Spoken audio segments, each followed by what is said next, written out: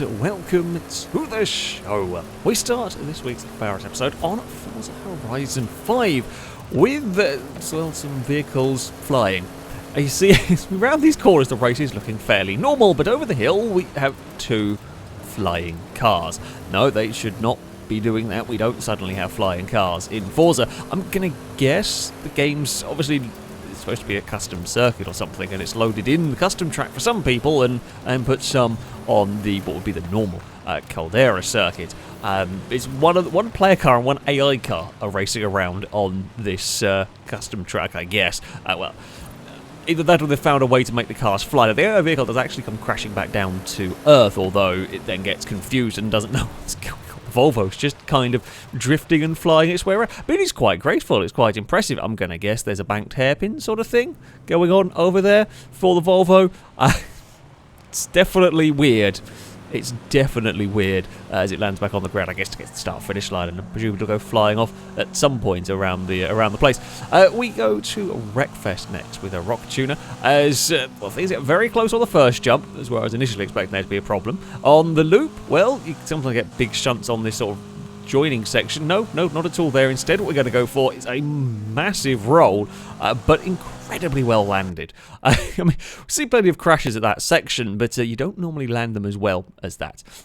Whiffle Legend up next on Wreckfest with a stock car that, well, it doesn't really know how to car, does it, at this point? Things are very broken. I mean, I think everything's damaged at this point. It got a couple of meters off the start line, then gets reset, falls through the floor and explodes. That race, not gone to plan. Not gone to plan at all. Tilly Bar is up next on Need for Speed Underground 2. Now, I've seen plenty of weird cars on this game, often pinging off the walls. However, this time, the Mazda has learned from Mario Kart ways to get rid of opposition.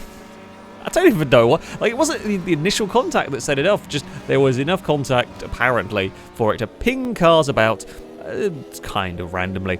Mayer's up next on Automobilista 2. Now, they are minding their own business in the middle of a race when things go wrong up ahead. Of course, player can't see in time, ends up smacking into the back of the vehicle ahead, but I'm presuming an AI car's breaking down on the outside of the track. It's just a really bad place to break down because nobody can see anything. The car just conks out and is stuck pretty much on the racing line. The AI vehicles just don't have time to avoid it, and they just all pile into one another. And there's a big pile up, and it continues going on as well with a little bit of a car hat pushing a vehicle down the road.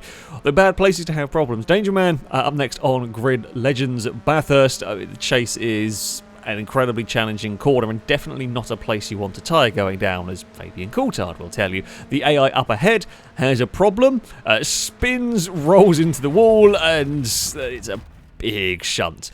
Not got much time to do anything about that one, really. Unfortunately, the player car gets out of it relatively well. Not as big a crash for them. That's a big shunt at a place you most definitely do not want an off.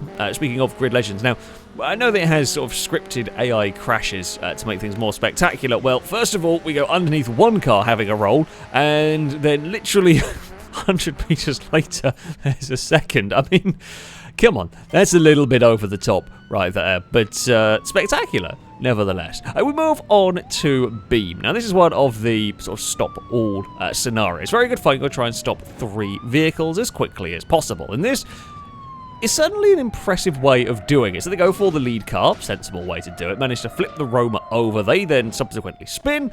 Roma comes back on the road, blocking the 2 other cars, and everybody is stuck on the bridge. Very well done.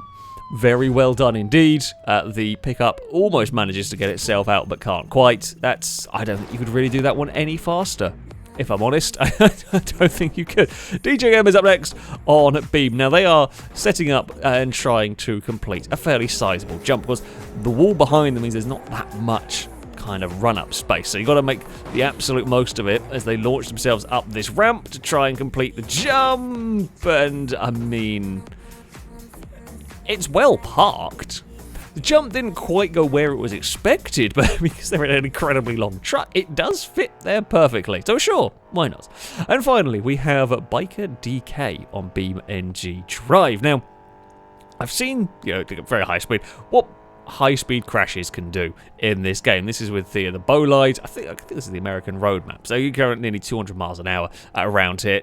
Just too much speed into this corner. Things are going wrong. There's a lot of trees there. They avoid a couple, but it is sort of inevitable that something's going to get splattered. Now, I didn't actually know the Bolide could get cut in 3 bits. I knew it could get cut in half, but it is quite an impressive feat to have managed to completely cut the car into 3 sections. I mean, they're 3 relatively equal sections. Considering how fast that hit the tree, it held up very well. Now, they went about and managed to fish out all of the bits of the vehicle that, amazingly, despite the incredibly high-speed shunt, are kind of close to their original shape. I'll admit the driver's side that hit the tree is, you know, quite crumpled. But I mean, the rest of it isn't too bad.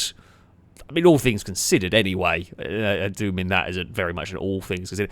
So we're going through the Frankenstein creation of trying to rebuild the Bolide, and after a fair bit of time, it gets put back together with no grabber to the point where, I mean, it's trying to move. I can't call it working. I definitely can't call it, but it tried to move, and honestly, I'm impressed that it even shuffled the tiniest little bit. It kind of had a bit of steering left as well. But yeah, there we go. The Frankenstein's monster of a car. It doesn't really work, but surprisingly close to. I think surprisingly close to working is, I think, the best way to describe what was left of that car after a very big shunt. But there we go. That is going to be it for this episode. As ever, if you have clips you'd like to submit to this series, you can via a Google form. There'll be a link to it in the description. All the rules and how it works can be found on there. That, though, is going to be it from me. Thank you all very much for watching. And until next time, goodbye.